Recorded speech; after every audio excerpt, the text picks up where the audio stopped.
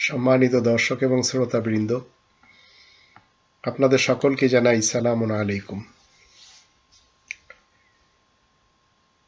জীবনে যদি আপনি মুহাম্মদুর রাসূলুল্লাহকে না মেনে চলেন, তাহলে কখনো বুঝতেই পারবেন না বিচ্ছেদের জ্বালাটা কি। আমি আমার জীবনের শুরু হানাফি মাযহাব দ্বারা। একে একে ৩৭টা ধর্মে ঢুকে সেখান থেকে বেরোয় আসা, এবং সর্বশেষ যখন আমি ৩বার দাওরা হাদিস পড়ি দারুল উলুম দেওবান ওয়াকফ থেকে, জামিয়াতুল উলুমুল ইসলামিয়া থেকে, আবার জামিয়া হানাফিয়া থেকে যখন দারুল ইফতা করি, আবার একটি সময় যখন আমি পৃথিবী থেকে চলে যেতে চাই, তো আমার জীবনে অনেক ধাক্কা আসে যে আমি আরব ইতিহাসের একজন ব্যক্তিকে মেনে চলছি যে কিনা আমার ভাষার লোক না। আমার বাবা আল্লামা মোহাম্মদ নুরুল ইসলাম ফারুকী, তিনি যখন কলকাতা থেকে পড়াশোনা করার পর, এমনকি বাংলাদেশের তখন ব্রিটিশের যুগ ছিল, মাগুরা থেকে এবং বাগেরহাট থেকেও তিনি পড়েছেন। কলকাতা থেকে পড়ার পর তিনি নদিয়াতে ডিসি চাকরি পেলেন। 10 থেকে 13 দিন তিনি এই চাকরিতে আনাগোনা করার পরে অ্যাবসলিউটলি নট করে দিয়ে চলে আসলেন, এবং তিনি বুঝলেন যে আমাকে ইংরেজদের গোলামি করলে স্বর্গ পাওয়া যাবে না, স্বর্গ থেকে মাহরুম থাকতে হবে। কিন্তু উনি এত বেশি ইংরেজি জানতেন, যার ফলে ওনার যুগে যখন মোহাম্মদ ইবনে আবদুল্লাহ সাহেবের উম্মতের হুজুররা ইংরেজি শিক্ষাকে হারাম বলেছিল, উনি একাই দাঁড়িয়ে গিয়েছিলেন 30 নম্বর সূরা রোম এর 22 নম্বর আয়াত মতে তিনি বলেছিলেন ইংরেজি ভাষা শিখতে হবে। কারণ তিনি স্পিরিচুয়াল ভাবে মেনে চলতেন স্যার সৈয়দ আহমদ খানকে, শেরে বাংলা ফজলুল হককে। এই বাবা যখন এলাকাতে কোরআনের কথা বললেন, তখন এলাকার লোকেরা বাবার বিরুদ্ধে হয়ে গেলেন। আবার তিনি অপেক্ষা করলেন যে একটি সময় যদি আমার সন্তানদের কেউ আমার পাশে এসে দাঁড়ায়, তাহলে আমরা দুজন হয়ে যাব, কথা বলবো। তো আমার বাবার মৃত্যুর পূর্বে আমি আমার বাবাকে সাথে নিয়ে ঈদগার মাঠে গ্রামের লোকদেরকে জমায়েত করে বলেছিলাম যে কোরআন ছাড়া কোনো গতি নেই। বাবা বলে গিয়েছিলেন, এবং তিনি 9 নম্বর সূরা আত-তাওবার শুরুতে যে বলা হয়েছে বারাআতু মিনাল্লাহি ওয়া রাসূলিহি ইলাল্লাযিনা আহাদতু মিনাল মুশরিকিন, আল্লাহ এবং আল্লাহর বার্তাবাহক রাসূলের তরফ থেকে অব্যাহতির কথা ঘোষণা করা হচ্ছে তাদের কাছে, মুশরিকদের মধ্যে যাদের সাথে তোমরা চুক্তিতে আবদ্ধ রয়েছ।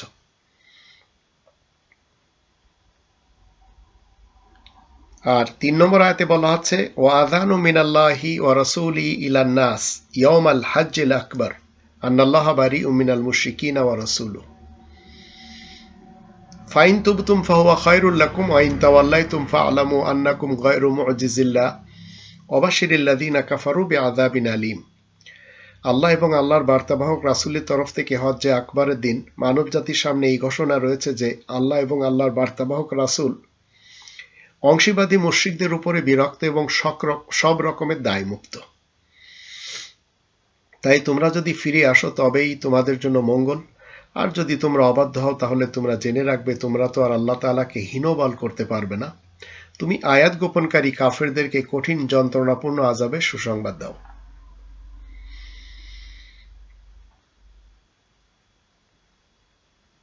7 নম্বর আয়াতে বলা হচ্ছে কাইফা ইয়াকুনু লিল মুশরিকিনা আহদুন ইনদাল্লাহ ওয়া ইনদা রাসূলিহি ইল্লা আল্লাযীনা আহাদতুম ইনদাল মাসজিদিল হারাম ফামাসতাকামু লাকুম ফাস্তাকিমু লাহুম ইন্নাল্লাহা ইউহিব্বুল মুত্তাকিন।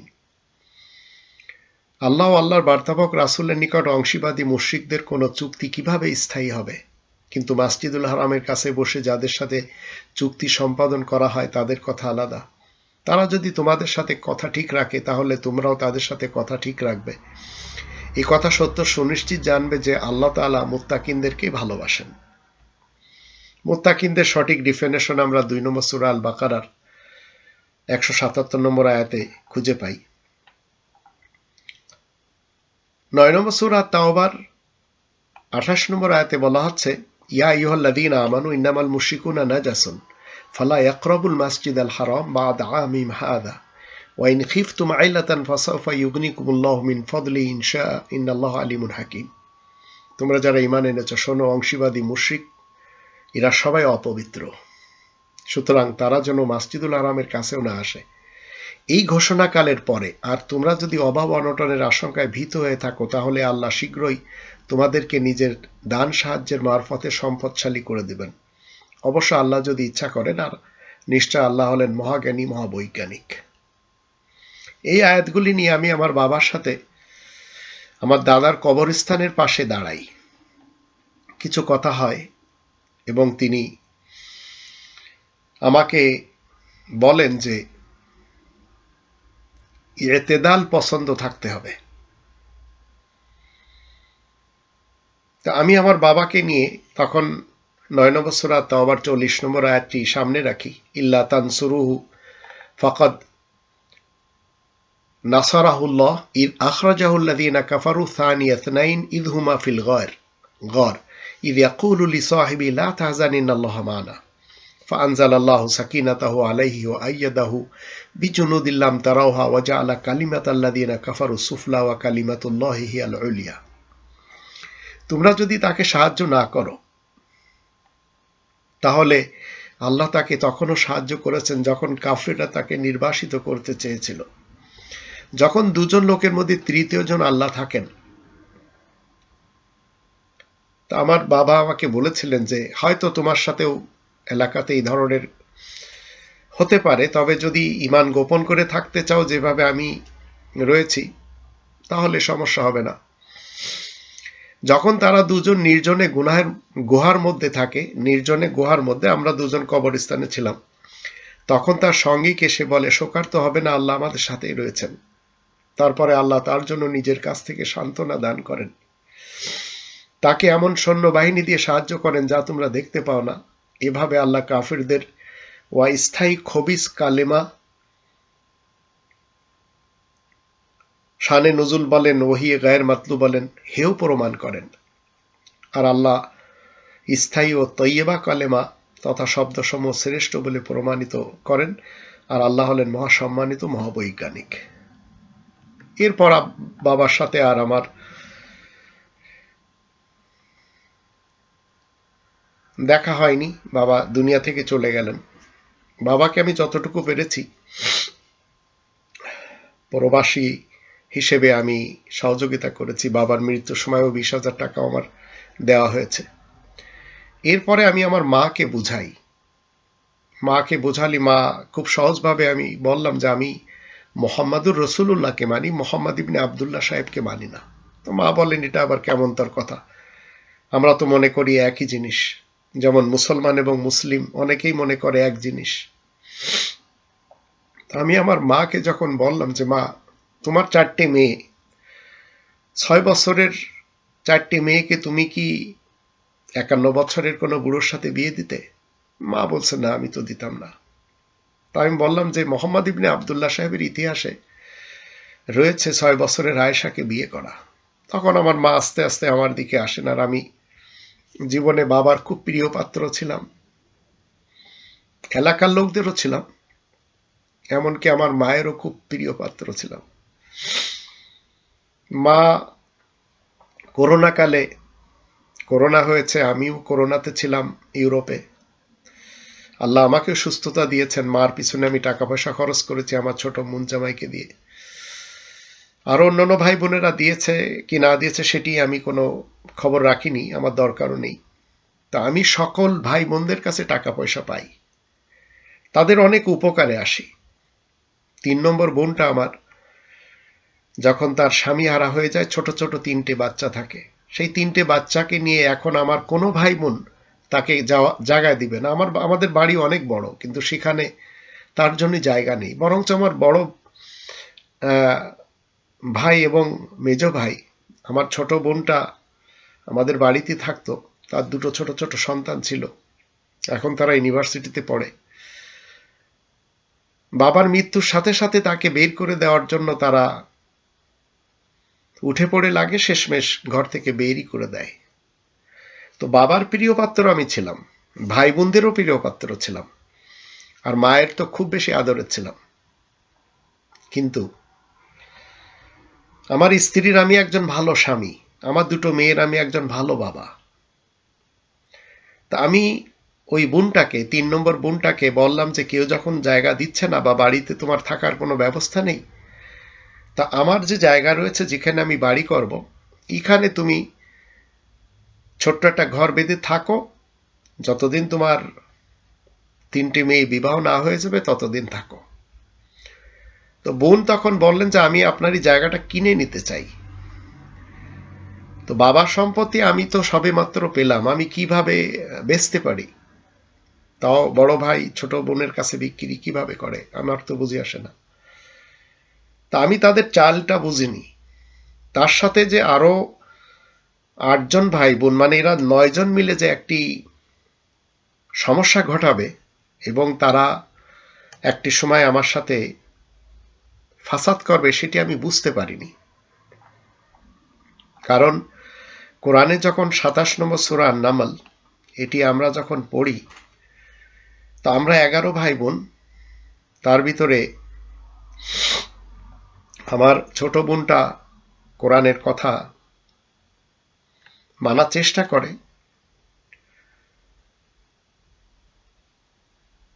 বাকি যে 9জন এরা হরেক রকমের ষড়যন্ত্র পাকায়। ওই বোনটার 3টি সন্তান বিয়ে হয়ে যায়। আমি তখন বলি যে এক কাজ করো, তুমি এখন তোমার জায়গাতে যে বাসা করো, বাড়ি করো, বা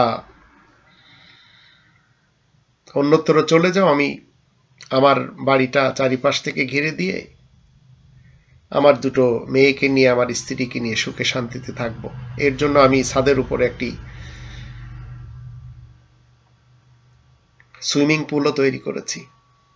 এখন এই 9জন ভাই বোন আমার বিপক্ষে চলে যায়। আমার স্ত্রী সবসময় ভালো ভালো খাদ্য খাবার পাকাই, আমার মাকে খাওয়ায়। আমি মাকে, স্ত্রীকে না জানিয়ে আমার ছোট বোনের মাধ্যম দিয়ে মাছ মাংস পাকাই, আবার মাকে আলাদাভাবে দিই। মায়ের কাপড়ের মুড়ে আমি 10,000 টাকাও গিট লাগিয়ে দিই যে এই টাকাটা মার কাছে সবসময় থাকবে।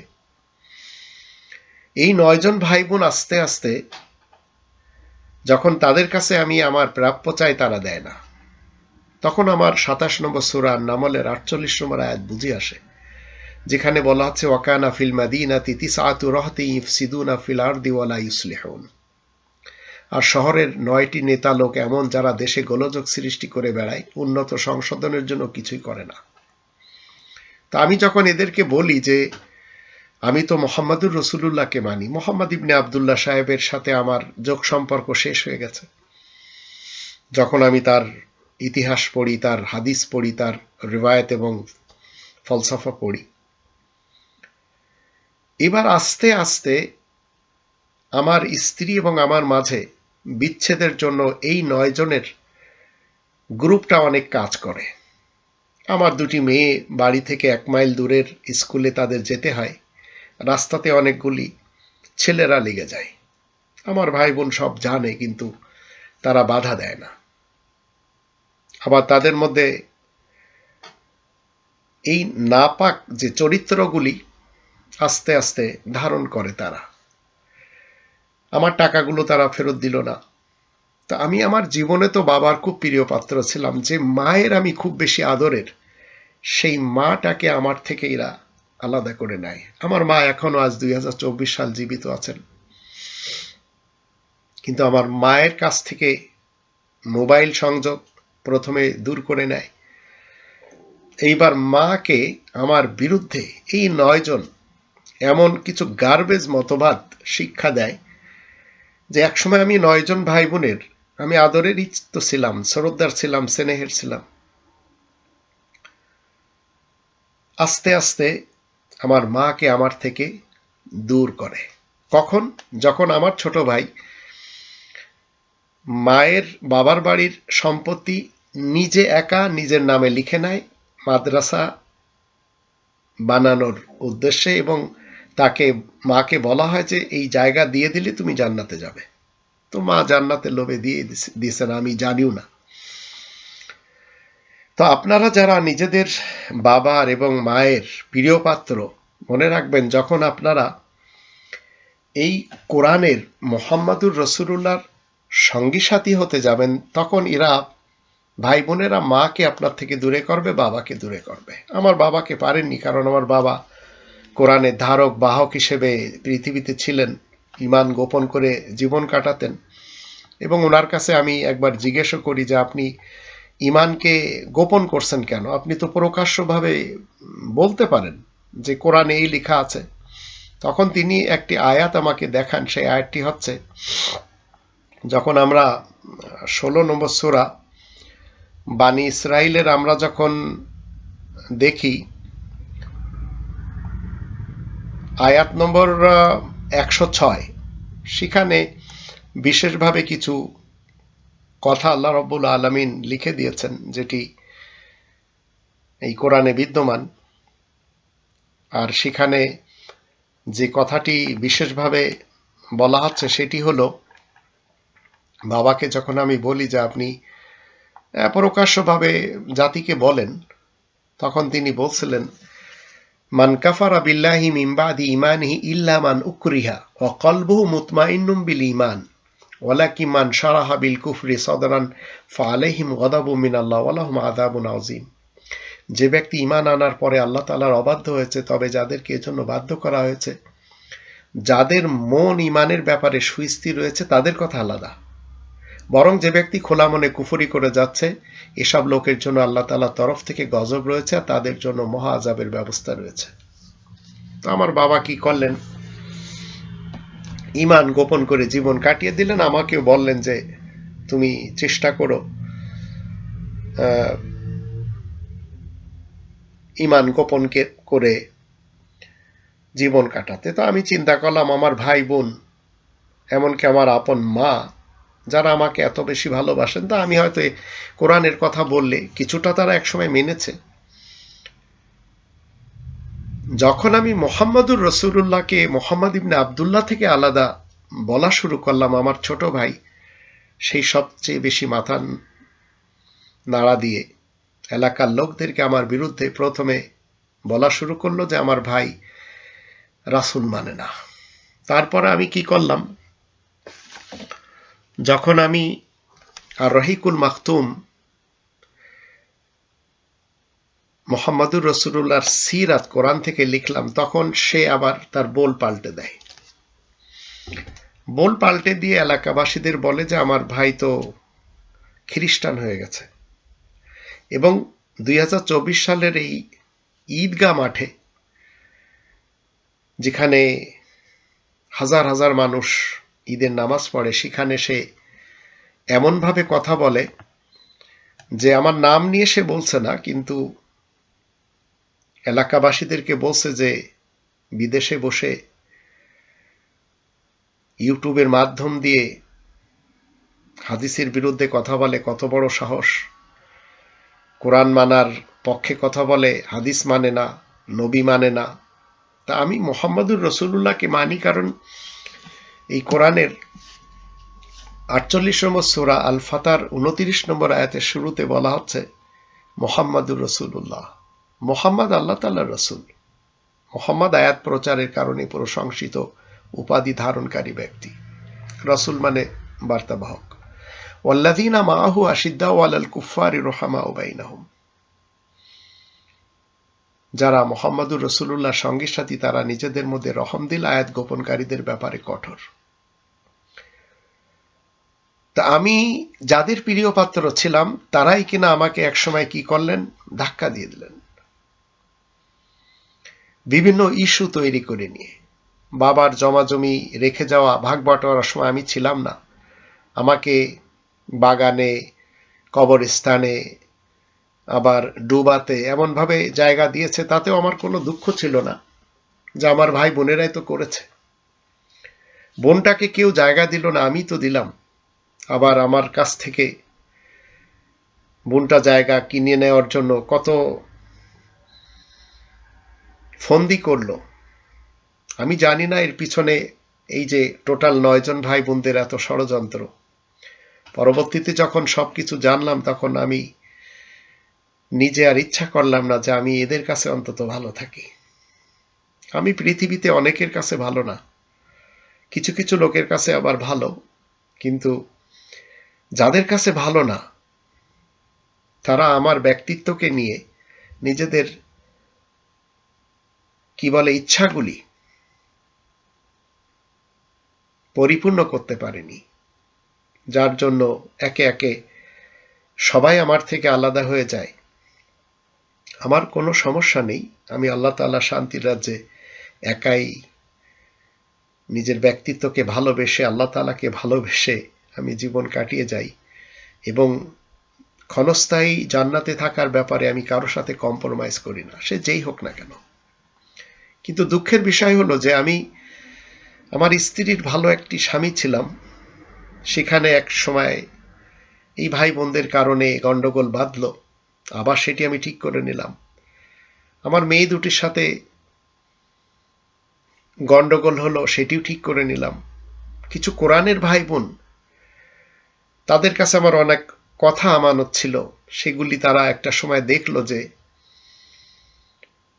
এখন আমার আর তাদের দরকার নেই, তাদের ইচ্ছা যখন শেষ হয়ে যায় তখন তারাও দেখা গেল আমানতের খেয়ানত শুরু করে দেয়।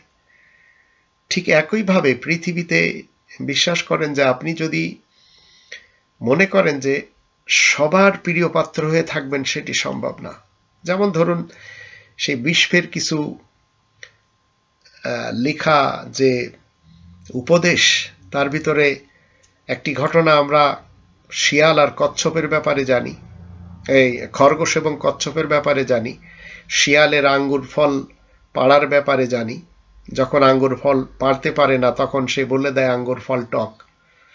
আবার খরগোশ এবং কচ্ছপের লড়াইতে, প্রতিযোগিতাতে, দৌড়ের এই প্রতিযোগিতাতে খরগোশের গর্ব ছিল সে জিতে যাবে, কিন্তু কচ্ছপ জিতে যায়, কারণ নন স্টপ সে চলেছে আর খরগোশ মাঝপথে শুয়েছিল।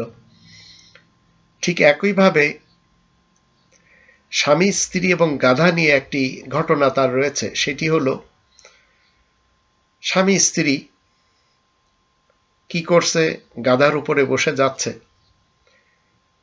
কিছু লোক দেখে বলে যে এরা কত নির্দয় এই জন্তুর উপরে, যে দুজন একসাথে বসে আছে। তখন স্বামী আস্তে করে নেমে যায়, কিছুক্ষণ পর আর একজনের সাথে দেখা হয়। তখন বলে স্ত্রী কত অসভ্য যে নিজের স্বামীকে না বসায় গাধার পিঠে সেই বসে আছে। স্ত্রীও নেমে যায়। কিছুক্ষণ পরে আবার খালি গাধা এবং স্বামী স্ত্রী আলাদাভাবে চলতে যেয়ে দেখে, তখন বলে যে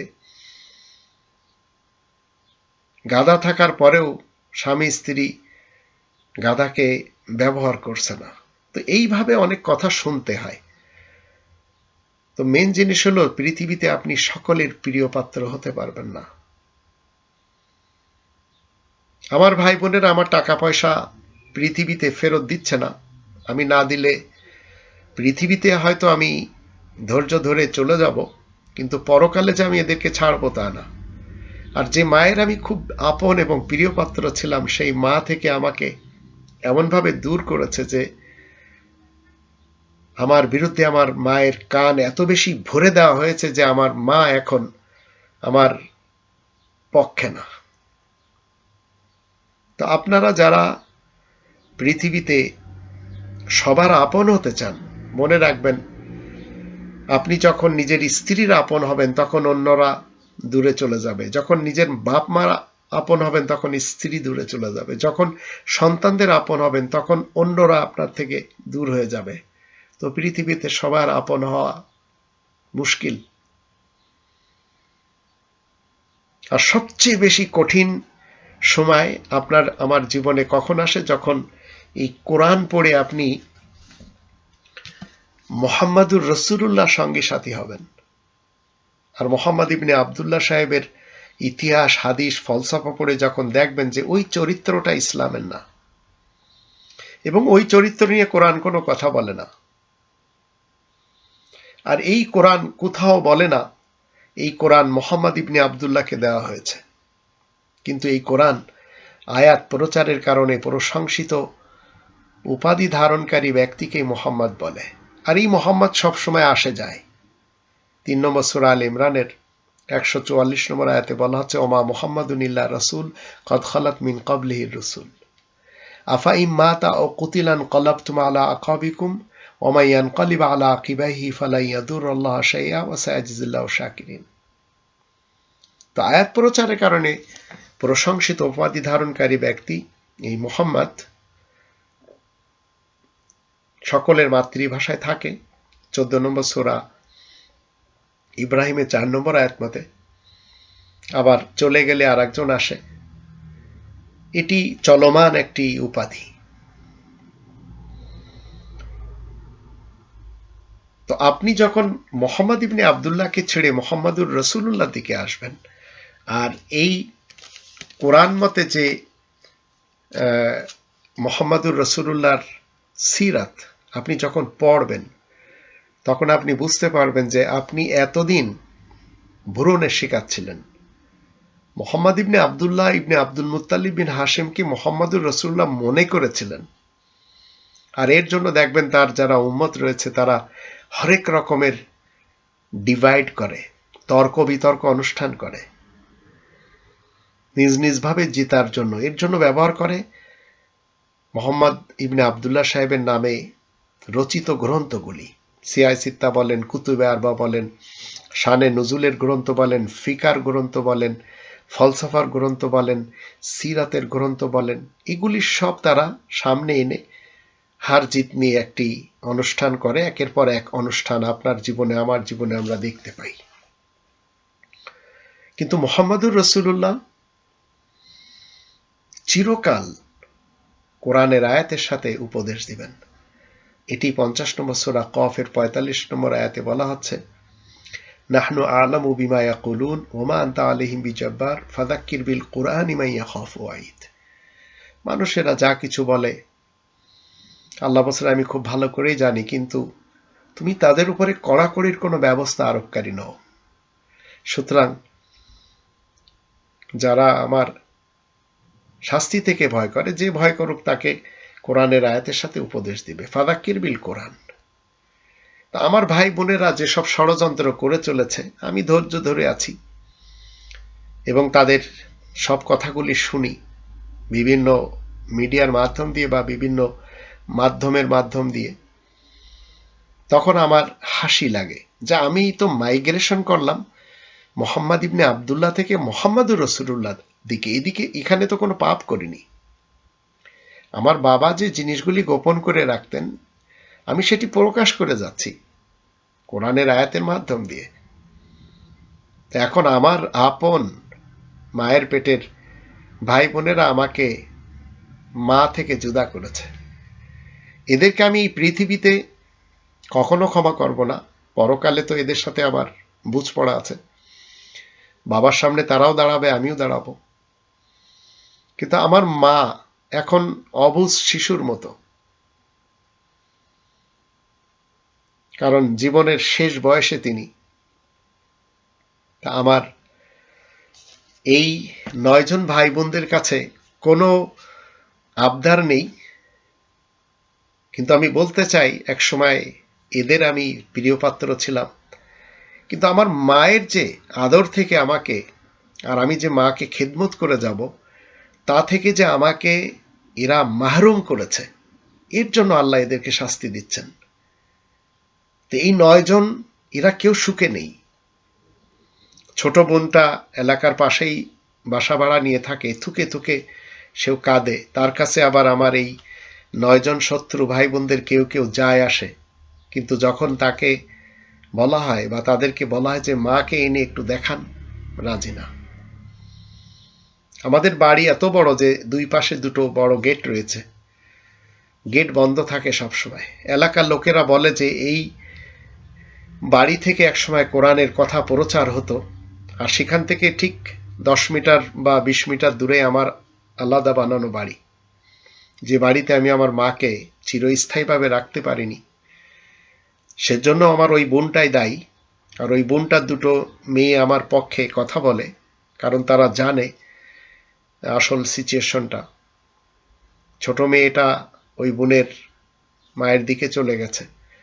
বোনের শ্বশুর বাড়ির জায়গা জমি সব বিক্রি করার জন্য আমার এই 9 জন ভাই বোনদের অনেকে জড়িত, যেটি তাদের করা উচিত হয়নি। তো এইভাবে প্রবাসী ভাই বোনদেরকে আমি বলতে চাই, যখন আপনারা মুহাম্মাদুর রাসূলুল্লাহর কথা বলবেন, তো মুহাম্মদ ইবনে আব্দুল্লাহর উম্মত, তারা আপনার আপন ভাই বোন হোক না কেন, আপনার সাথে শত্রুতামি করবে, দুশমনি করবে। তো দুনিয়ার জীবনে সবার যদি আপনি প্রিয়জন হতে চান, আপন হতে চান, সম্ভব না। তাই বলে আপনি আপনার জীবনকে যে ভালোবাসবেন না, আপনার জীবন যিনি দিয়েছেন তাকে ভালোবাসবেন না, আবার মুহাম্মাদুর রাসূলুল্লাহ ওয়া খাতামান নাবিয়িনের মাধ্যম দিয়ে 19 জন নবীদের এবং 5 জন রাসূলদের অনুসারী হয়ে, সিদ্দিকিন, শুহাদা, সালেহিনদের অনুসারী হয়ে জীবন কাটাবেন না, তা তো হতে পারে না। তো এই পৃথিবীতে আপনি যতটুকু পারেন দাগ রেখে যান, যে দাগ সোজা, বেঁকা দাগ রাখার দরকার নেই। আর সোজা দাগটি হচ্ছে 6 নম্বর সূরা আল আনামের 153 নম্বর আয়াত মতে সিরাতে মুস্তাকিম, কোরআনের পথ। আর কোরআনের পথের উপরেই আমরা মুহাম্মাদুর রাসূলুল্লাহকে পাই, আর কোরআনের পথের বিপরীত পথে পাই মুহাম্মদ ইবনে আব্দুল্লাহকে। আর সেই পথের পথিক যদি আপনার ভাই বোন, মা বাবা, আত্মীয় স্বজনরা হয়, তাহলে অন্তত আপনাকে প্রিয় হিসেবে তারা জানবে না, এটি মনে রাখবেন।